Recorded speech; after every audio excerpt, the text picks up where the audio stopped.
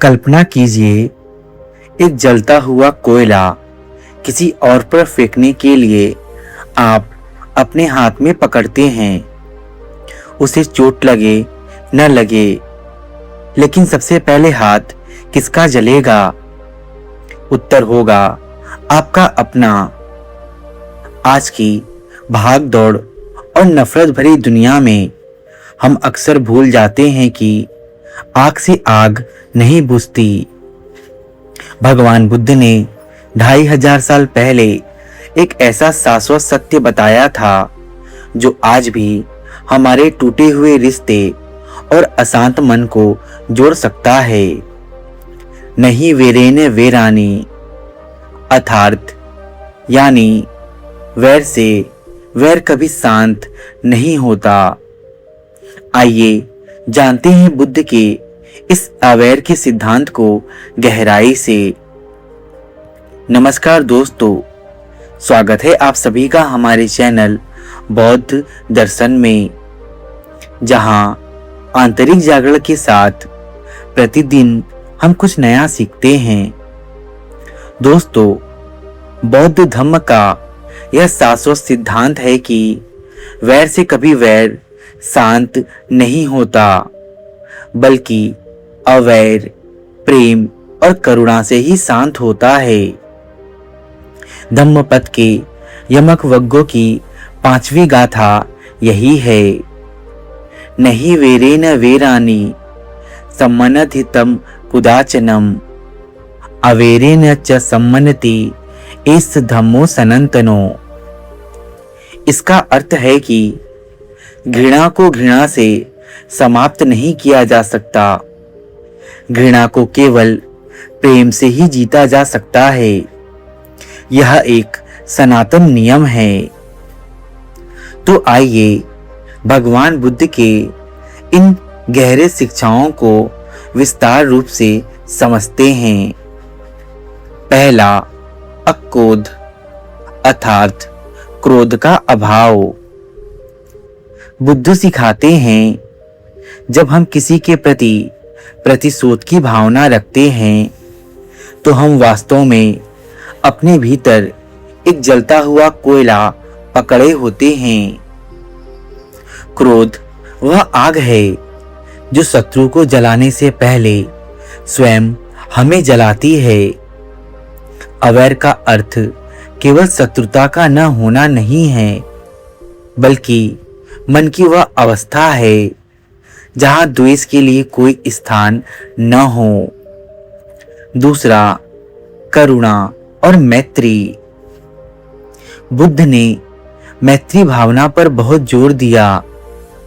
उनका मानना था कि जब हम सामने वाले को एक शत्रु के रूप में नहीं, बल्कि एक दुखी और अज्ञानी जीव के रूप में देखते हैं, तब हमारे भीतर उसके प्रति करुणा पैदा होती है। बुद्ध के अनुसार बुरा व्यक्ति असल में मानसिक रूप से बीमार है, और बीमार से घृणा नहीं, उसका उपचार प्रेम से किया जाता है। तीसरा, कर्म का सिद्धांत। बुद्ध की शिक्षा के अनुसार यदि हम हिंसा का उत्तर हिंसा से देते हैं तो हम वैर के एक अंतहीन चक्र को जन्म देते हैं। यह चक्र जन्मों जन्मांतर तक चलता रहता है। इस चक्र को तोड़ने का एकमात्र तरीका क्षमा है। क्षमा करना कमजोरी नहीं, बल्कि बहुत बड़ा साहस है, क्योंकि यह कर्म के इस नकारात्मक चक्र को वहीं रोक देता है। चौथा, अंगुलीमाल का उदाहरण। इस शिक्षा का सबसे जीवंत उदाहरण डाकू अंगुलीमाल की कथा है। अंगुलीमाल को समाज ने दंड और घृणा दी, जिससे वह और अधिक हिंसक हो गया। लेकिन जब बुद्ध उसके सामने आए तो उन्होंने उसके क्रोध का उत्तर अपनी शांति और करुणा से दिया। बुद्ध की अवैर की शक्ति ने एक क्रूर हत्यारे को एक शांत भिक्षुक में बदल दिया। 5वां, आंतरिक शांति का मार्ग। बुद्ध कहते थे कि विजय से वैर पैदा होता है, क्योंकि पराजित व्यक्ति दुख में सोता है। सच्ची विजय वह है जिसमें कोई पराजित न हो। जब हम प्रेम से किसी का हृदय जीतते हैं तो शत्रुता का जड़ से विनाश हो जाता है और दोनों पक्षों को शांति मिलती है।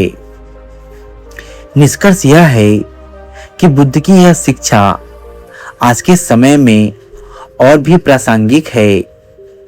यह हमें सिखाती है कि शांति बाहर के संघर्षों को जीतने में नहीं, बल्कि अपने भीतर के क्रोध और अहंकार को प्रेम से शांत करने में है। बुद्ध ने कहा है कि अवैर अर्थात प्रेम और क्षमा ही इस लोक का सनातन धर्म अर्थात सनातन नियम है। अवैर, प्रेम और क्षमा को सत्य और सनातन क्यों माना जाता है, आइए इसे भी विस्तार रूप से समझते हैं। दोस्तों, अवैर, प्रेम और क्षमा को सत्य और सनातन इसीलिए कहा गया है क्योंकि प्रकृति और मानव स्वभाव का अंतिम नियम संतुलन है। घृणा एक विकार है, जबकि प्रेम हमारी मूल प्रकृति है। इस वीडियो में 2 अन्य प्रभावशाली उदाहरण के माध्यम से हम समझेंगे कि अवैर ही शाश्वत मार्ग क्यों है। पहला, रोहिणी नदी का विवाद। बुद्ध के समय में शाक्य और कुलीय वंश के लोगों के बीच रोहिणी नदी के पानी के बंटवारे को लेकर भयंकर युद्ध की स्थिति पैदा हो गई थी। दोनों सेनाएं आमने सामने थी और खून खराबा निश्चित था। स्थिति को देखते हुए बुद्ध वहां पहुंचे और उन्होंने राजाओं से एक प्रश्न पूछा। उन्होंने पूछा, पानी का मूल्य अधिक है या मनुष्य के रक्त का? राजाओं ने उत्तर दिया, रक्त का मूल्य अधिक है। बुद्ध ने तब समझाया कि तुम तुच्छ पानी के लिए बहुमूल्य रक्त क्यों बहा रहे हो। यदि आज एक पक्ष जीतता है तो दूसरा पक्ष बदला लेने की आग में जलेगा और यह युद्ध कभी समाप्त नहीं होगा। बुद्ध की इस शिक्षा से दोनों पक्षों ने शस्त्र त्याग दिए। बुद्ध ने दिखाया कि समझौते और करुणा से जो शांति मिलती है वह स्थायी है, जबकि युद्ध से मिली जीत केवल अगले युद्ध की नींव रखती है। दूसरा, मल्लिका और कौशल नरेश। धम्मपद की कथा। एक बार कौशल के राजा प्रसन्नजीत बहुत क्रोध में थे और प्रतिशोध की योजना बना रहे थे। उनकी रानी मल्लिका, जो बुद्ध की शिष्या थी, उन्होंने उन्हें समझाया कि घृणा को पालना वैसा ही है जैसे किसी और पर फेंकने के लिए गरम राख को अपनी मुट्ठी में बंद करना। उन्होंने राजा को बताया कि अंधेरे को अंधेरा नहीं मिटा सकता, केवल प्रकाश मिटा सकता है। इसी तरह क्रोध को क्रोध से दबाने की कोशिश करने पर वह मन की गहराई में दब जाता है और बाद में और बड़े विस्फोट के साथ निकलता है। लेकिन अवैर या क्षमा उसे जड़ से मिटा देती है। दोस्तों, आखिर आपके मन में यह प्रश्न उठता ही होगा कि अवैर सनातन क्यों है।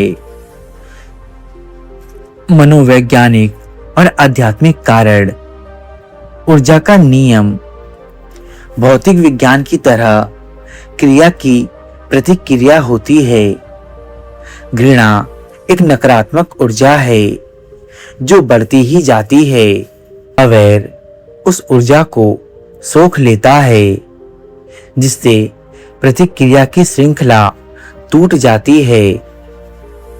शाश्वत शांति, भय से मिली शांति अस्थायी होती है, जब तक डराने वाला शक्तिशाली है। लेकिन प्रेम से मिली शांति हृदय परिवर्तन पर आधारित होती है, जो समय के साथ बदलती नहीं। इसीलिए इसे धम्मो सनातनो अर्थात सनातन धर्म, सनातन नियम कहा गया है। तो अगली बार जब कोई आपके प्रति घृणा दिखाए तो याद रखिएगा कि आपके पास दो रास्ते हैं। या तो आप उस आग में ईंधन बने, या फिर बुद्ध का वो प्रेम बने जो उस आग को जड़ से बुझा दे।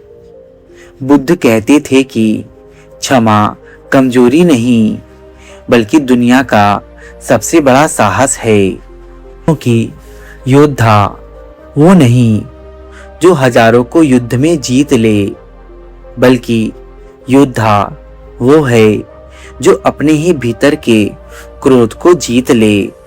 भवतु सब्ब मंगलम, सबका भला हो।